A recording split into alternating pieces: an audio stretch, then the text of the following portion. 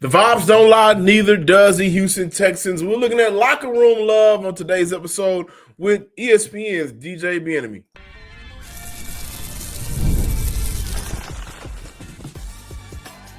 You are Locked On Texans, your daily podcast on the Houston Texans. Part of the Locked On Podcast Network, your team every day.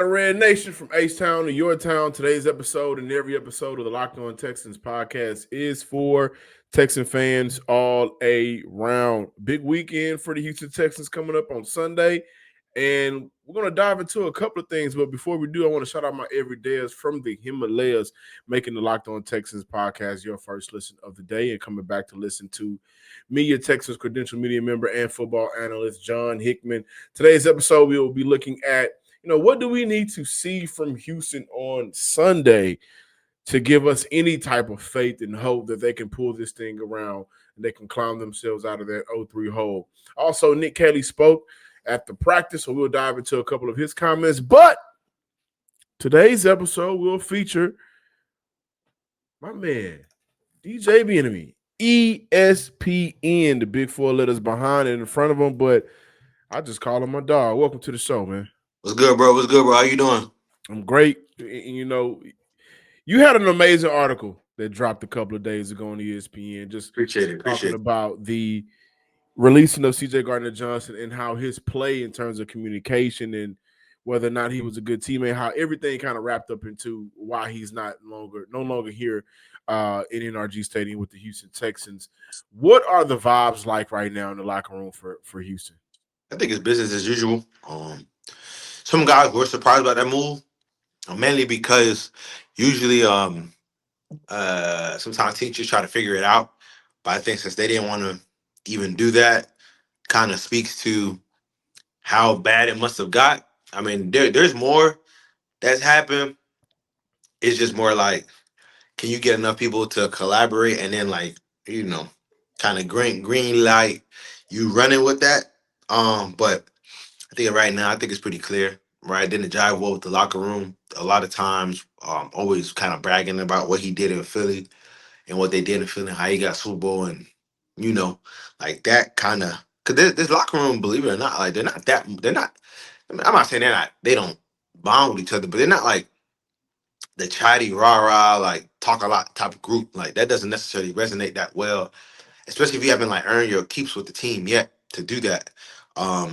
So I still think it's business as usual. I don't think guys are like gonna it's gonna make the locker room quote unquote operate better because he was just kind of like it didn't die. It didn't get to the point where he became a cancer. You know what I'm saying? It was kind of more like you trying to get rid of that issue before it becomes even worse. Right. He requested a trade 3 weeks into the season. That's how bad it got. Yeah, because he didn't like his role. So yeah, so that was kind of that. But I mean, I think he'll land somewhere. He just go somewhere where like they kind of let him be him for like that season in a defense that doesn't require him to think as much, and then he'll be. I think he'll be fine because he still play. Yeah. Was it more so, like what actually was the breaking point? Was it the consistent week in and week out of just bad communication on the back end leading to big plays, or did everything else that we read the reports and you did a good job of reporting everything, you and Aaron Wilson, kind of pocket watching a little bit, this guy makes that much amount of money and just things of that nature. Was that what broke the camel's back? Or was it just a consistency of communication errors? The consistency of lack of accountability. I think that's probably the root of it all. Everybody made mistakes, right? Like you can find multiple plays where guys mess up. It's just more like you're not being accountable for it, and then you're blaming others. So I think it's more that than anything that kind of did it to him.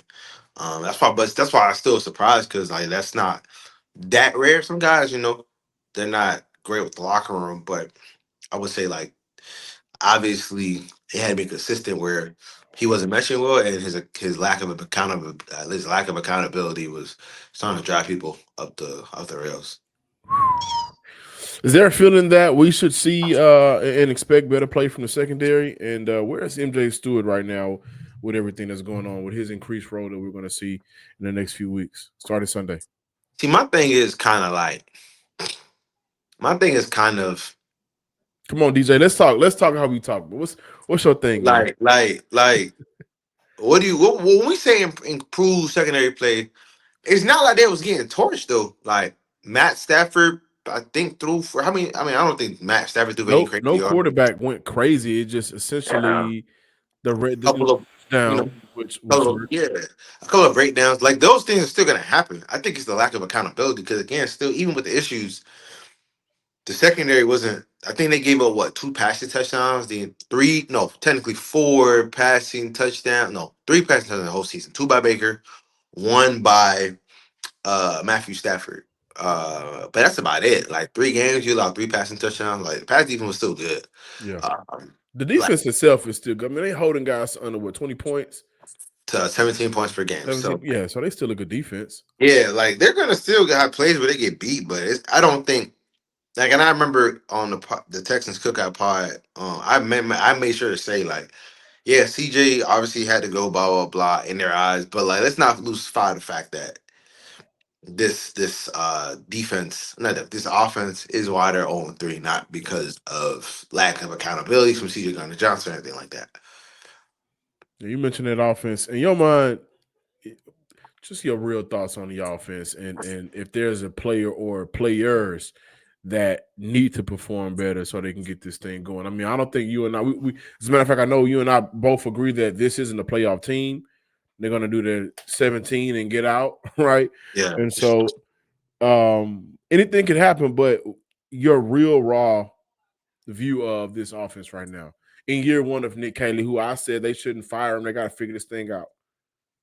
Oh, I think yeah, I think That's it's how something. when I say they shouldn't fire him right now. A lot of people want to No, fire no, him right now They doesn't got do to see this anything. thing Yeah. out for the year. Yeah, right now doesn't do anything. I would say that he is for sure the first guy to number to the back.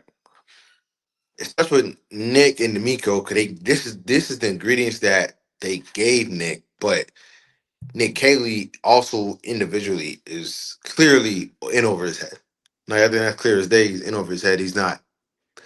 He wasn't ready to hit the ground running. Because again, like it's more than just being a play caller, right? Like some guys, like for example, Mike McDaniel when he first got to Miami, right? That was the first time calling plays. And obviously the offense was rolling pretty early and had some really explosive weeks. And same with 2023, and obviously teams were caught up to them, blah blah blah blah. But he had been an offensive coordinator before. Nick Caserio hasn't been an offensive coordinator of anything ever. You know what I'm saying? Um, yeah, he hasn't been of any of that. You know, granted, Bobby obviously wasn't either a core offensive coordinator or anything like that, but he clearly showed by week 2, like, now I got some stuff cooking up. Y'all just give me some time. What have we seen from Nick Caserio that gives you any idea that like, oh no, he got this cooking up? Like it's clear if you just fix this and that, you'll be all right. Like I don't want to say he coaching scared, but he for sure coaches like super boring and conservative.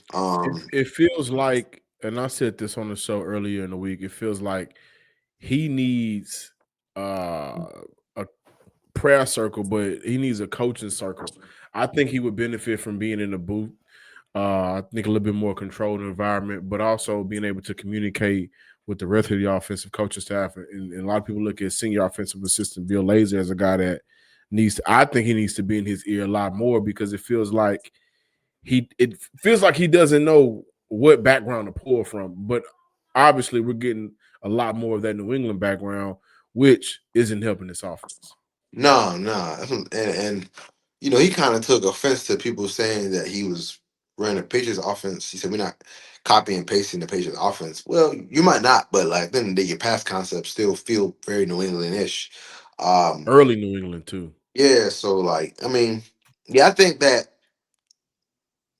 it happens. You miss on a guy, and I know it's early, but we're not really seeing much that gives you any belief that like, oh, okay, this could be an explosive offense. Everything feels hard. Everything feels difficult. Everything Yeah. feels tight windows, all that. So I think it's for him. Offensive players, obviously, you know, They got to kind of figure out how much Kirk has left. I think the first game, if you would watch the tape, like that wasn't encouraging. How much of the hand was still bothering him? Wasn't really moving great. First game we'll see. Um, I think that some guys on the O line could probably play a little bit better. They need to figure out offensive line combination to stick with it, right? Like the Yeah. whole rotating guard, like that stuff's stupid to me, to be honest. But yeah, I think before we get to the end of the player, I think it starts with like who picked these players and the coaching scheme for these players. Yeah. 'Cause I think they have enough talent to where they could be an average offense. There's never ever any excuse to have a dead last offense. You know what? I got a couple of more questions, but I'm gonna take a break and then come back on the opposite side to ask you before you leave. We got more DJ Bien-Aime on the Locked On Texan podcast. Don't go nowhere. We talking today, y'all.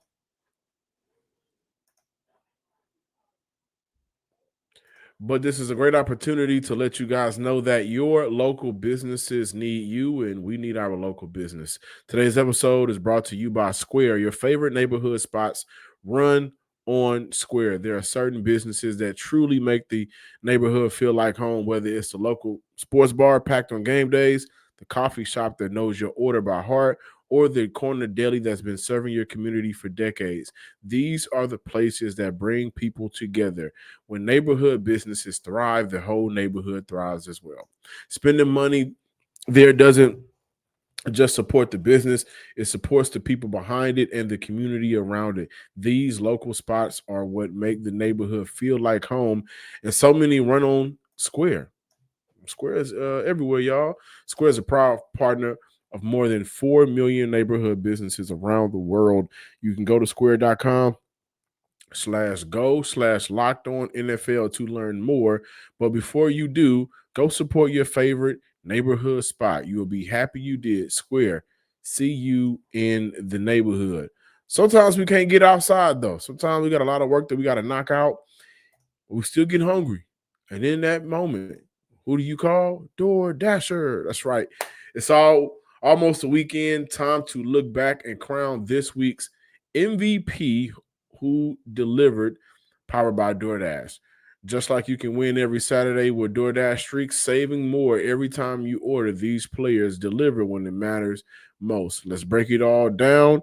For the Houston Texans, my player of choice, Nico Collins, had his first big breakout game against the Jacksonville Jaguars, a team he typically has over 100 yards against. And this is why that's important, because L'Jarius Sneed, when asked about Nico Collins, his response, who? So I think that was a big performance on Sunday, even though it resulted in a loss, the game in a loss. I think that was a big moment that Nico Collins can build on and have an explosive game against the Tennessee Titans in the battle of the defeateds this upcoming Sunday. When the pressure was on and the Houston Texans needed him to make a play down the field, Nico Collins came through aside from the fumble. No hesitation, no delay. And if you've been watching week after week, Nico Collins is a player that we know this isn't a fluke performance. He can do that. Nico is on a streak. So, and just like Nico Collins delivered for the Houston Texans, DoorDash delivers your Saturdays. With DoorDash Streaks, you can save every Saturday you order, stack it all up all season, and you can save up to $250, including $100 in DoorDash credits. Order this Saturday, keep the streak alive, fuel your game day only with DoorDash. Terms apply. Promo code available through November 18th. Welcome back, Locked On listeners and viewers. Before you leave out, DJ, question. How hot is Nick Caserio's seat right now? Your seat cool, my seat cool, but Nick Caserio, the influence of Nick Caley, and then how this offseason went with they've chose to put money in the defense and not necessarily invest heavily into the offense and the players that you just talked about who put this roster together. Does it feel like this is the last season for Caserio? It's heating up, but I don't think we at that point yet. But I'm of the mindset though, if you fire Nick, you got to fire Demeco because they work hand in hand. So I don't think firing, because if you fire Nick, Demeco gonna hire somebody that's basically just gonna be his do boy. Who is he gonna hire? I don't think Demeco should be a part of that general manager process. Yeah, but now you're gonna have a general manager hired that that's not his guy. He never hired Demeco, which is going to lead to an inevitable situation where hey, Demeco just gets fired because that GM that's not his guy. That's just how that goes. So, like that's what I say. If you want to be a functional organization, you have to fire Everything both got to together. flow. Yeah, like that's how that should go. But I think it's heating up a little bit, but I don't think we at that point yet where you know his job could be on. Because the thing is too, like a lot of moves he make is because of D'Amico. So like as much as people try to separate the two, like they work in lockstep, and D'Amico has the final say on a lot of stuff. So Does it feel like Demeco seat's getting hot in your opinion? I don't think so yet, but I do think that if the season goes off the rails, I don't think his job will be safe. Because let's say they go 4-13, like it's hard to come back from 4-13 when they spent all that money that they spent on this roster. Yeah. Like something would have to change. Now, what is that? I don't know yet. And some people feel like those funds were allocated to places that maybe the other side of the ball really needed. Just really quick before you leave, how's the relationship right now with Coach and CJ Stroud? I think it's smooth. What would give you inference to think it's not good? I think right now they're in a. This is my opinion. I think right now that they are in a period where they're figuring things out together. I think for Demeco, I noticed whenever I was out at training camp, I would see him a lot on the offensive side of the ball. So I feel like he's just becoming more of an overseer and taking on more in his role as a head coach. And then, of course, CJ Stroud having to work with a new offensive coordinator in a crucial year. I think how things have been going on to start 0-3, that could create, I don't want to use the word friction, but I could see both parties just being uncomfortable with how the results have been panning out. But So why would not you expect? necessarily not a beef between those two, but just the relationship of getting on the same page so everybody can be on the same page, so the team can thrive. Why would an 0-3 start kind of disrupt that relationship though? Why wouldn't it? Because I feel like if you have it's kind of like if you and your wife obviously have a good relationship. 3 weeks where y'all were right there, like y'all had something pop up, but like y'all were doing everything, not doing anything right, but like it was like a coin flip and flipping the other way. Why would that happen in 3 times in 3 weeks in a row disrupt y'all dynamic? Well, I look at it like this. You just mentioned Demeco has the final say so on a lot of these decisions. Okay. Demeco has the final say so of putting a lot of money on the defensive side of the ball. For sure. Demeco has in what you just said, him and Caserio are working together to revamp this offensive line. So in a quarterback league, CJ could feel like, because we've seen this from quarterbacks in the past, CJ could feel like y'all are letting me down in my third year. Yeah. And this is a year where typically those contract conversations get hot. So it's not a beef, but how are they adjusting to the amount of newness that they're taking on while losing? I mean, I think they're just trying to focus on the process. I don't think they got beef or anything like that. I think they're just trying to focus on the process and trying to get better results. Because you can only improve the results if you improve your process or you fix the process or fix the issues within the process.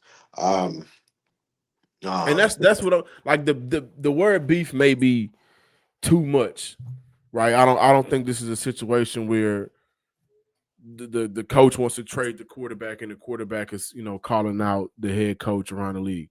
But I think it's fair to say and ask the question of, with how they are losing, with how the offense has looked, CJ, does he feel like, Coach, y'all let me down? Y'all sold me a dream that maybe he never even believed in the first place, y'all let me down. And then for Coach, him trying to figure all this stuff out at the same time. yeah, no, I don't think that's what's going on. I don't think we're close to there. D'Amico said the other day they meet weekly. And they got a good That was relationship. positive. That was a positive. I Yeah, disagree. so I would say that and leave it at that. I don't think there's anything, any disconnect going on there. So Is there anything you want to see from Houston this Sunday? 0-3, we don't believe they're gonna make the I think right playoffs, now but just get a win. I don't really care how it looks. Just get the win. Um, because I mean, regardless of how it looks this week, even if they blow them out, they're gonna lose to the Ravens. So they're gonna be winning for a game at the bye. So I think just got to win this week to prevent things from going off the rails. Because you go on 4 into Baltimore and you lose that, you on 5 going to the bottom, you got to travel to Seattle. Things can get It gets nasty. tough. Yeah, things It's get real tough. nasty after that. So Baltimore lost a couple of games that they shouldn't have lost this season, so I'm not saying that they can't beat them. Obviously, Houston has been able to beat them in the Demeco Ryans, CJ Stroud era. I wouldn't say it's too far out of realm, but it's hard to. It's very hard to see them. I'm not even being a homie. It's hard to see them beating the Baltimore Ravens. They've scored on offense. They've never scored a touchdown against the Ravens under the Demeco offensive touchdown during the Demeco Ryans CJ Stroud era. I think they're averaging 9 plus 2 plus 10. 9 plus 2 is 21.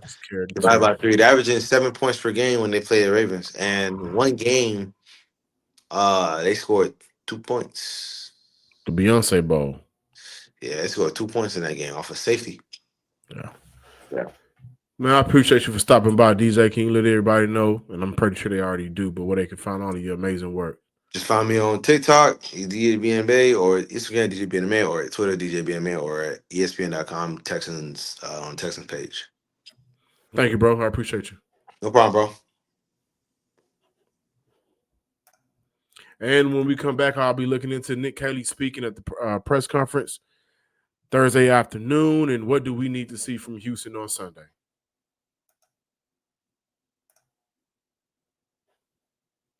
Mazda craft cars for those who do more than simply move. Mazda deliver confidence with every ride, with more IIHS top safety picks awards than anyone else. From footwork to breathwork, athletes sweat all the details. Mazda brings the same intention to how they craft every model. You can feel the Japanese craftsmanship in every detail, from metallic accents to available Napa leather upholstery.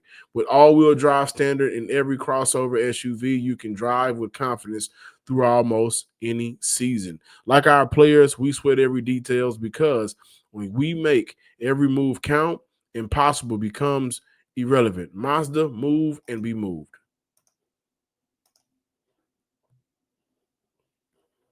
Welcome back in, Locked On Texans listeners and viewers. Before we close out today's show, hear from Nick Caserio on has any experiences from the past he's been able to pull from to get over this hump, and why this offense is not a copy and paste of New England. Just passed in terms of, like, I could sit here, like I said, I think somebody asked me this a week or two ago, last year with the Rams, for example, didn't start off the way we wanted to, but it was about continuing our process. It was about focusing on fundamentals. It was about having cleaner practices, having more urgency at practice, and focusing on that, not being results oriented, but just focusing on getting better. And that's the thing we're doing. And we were off to a good start this week. So it starts there. If you practice better, generally speaking, you're going to play better. I mean, sure, we look at what we can do. I mean, whether it's scheme or a run types in certain games, I mean, it's all going to be relative to, who we have out there, who we're facing and stuff like that.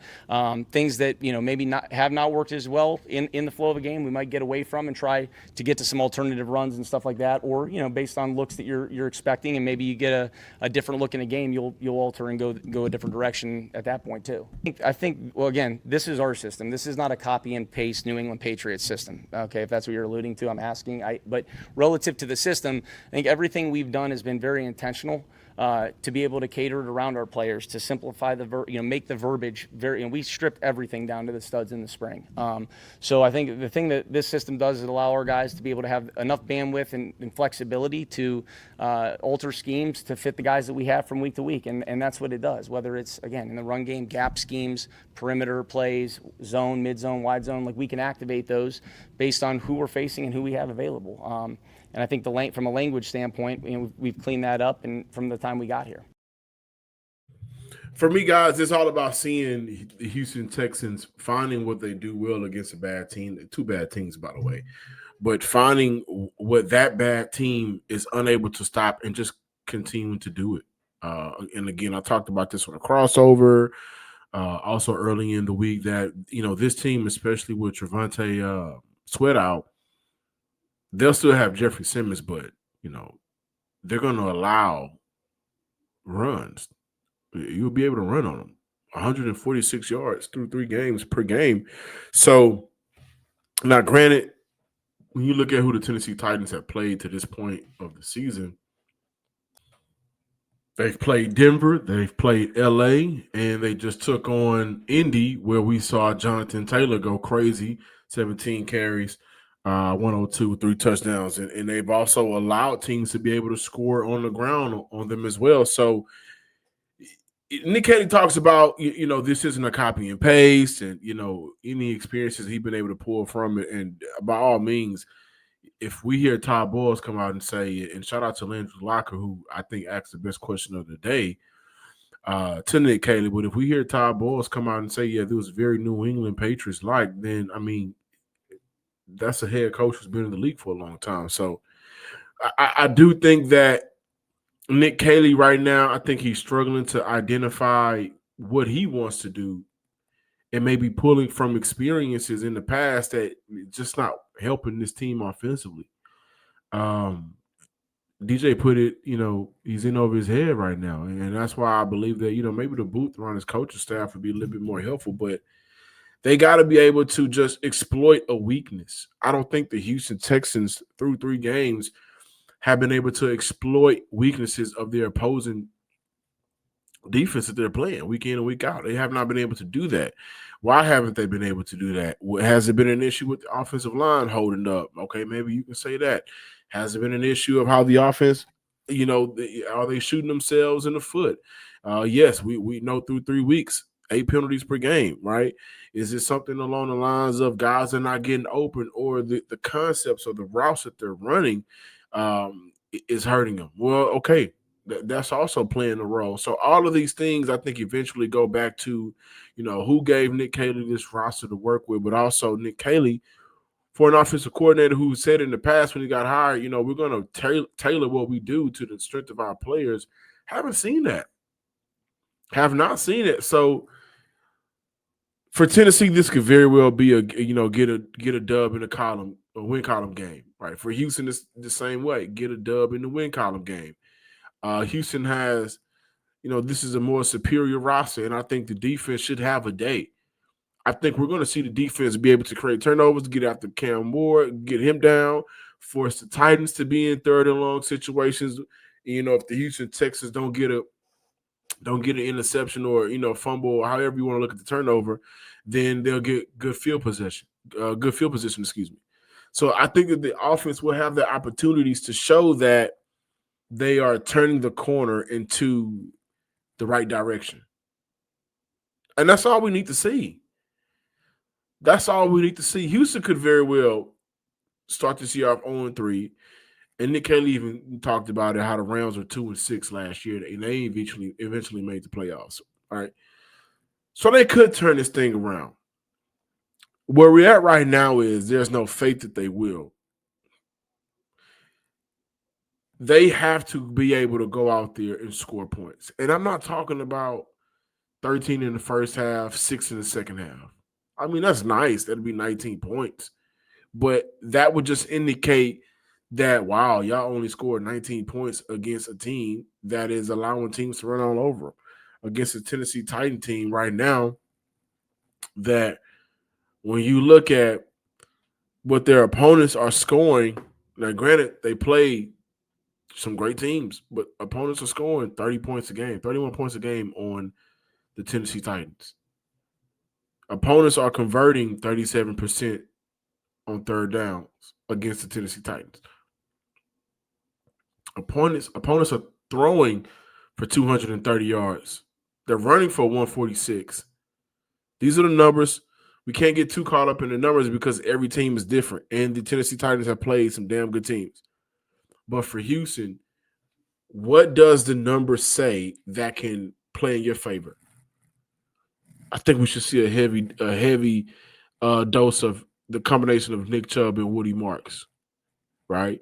And hopefully what that'll do is force the defense to buy in that this is a real running play when Houston is trying to execute a play action.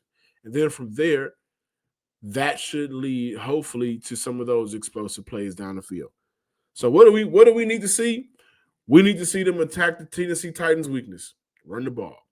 We need to see C.J. Stroud and in conjunction with Nick Caserio get the rookie receivers involved. I mean, stunting their growth because, where this offense right now, in the future that's going to look at – we're going to look at Nick Caserio and say, that's another 2 wasted picks.